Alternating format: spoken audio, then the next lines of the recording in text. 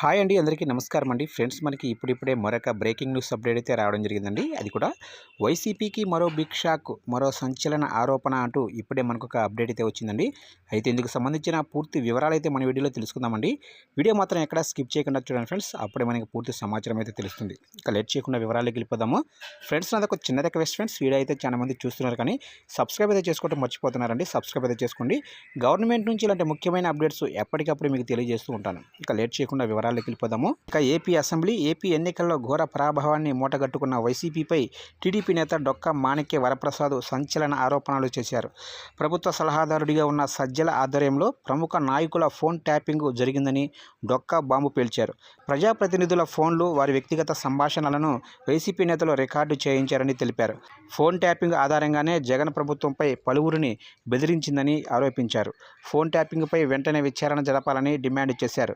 కాగా తెలంగాణలో ఇటీవల అధికారం చేపట్టిన కాంగ్రెస్ ప్రభుత్వం ముఖ్య నేతల ఫోన్ ట్యాపింగ్ వ్యవహారంపై ఎంక్వైరీ వేసిన విషయం తెలిసిందే.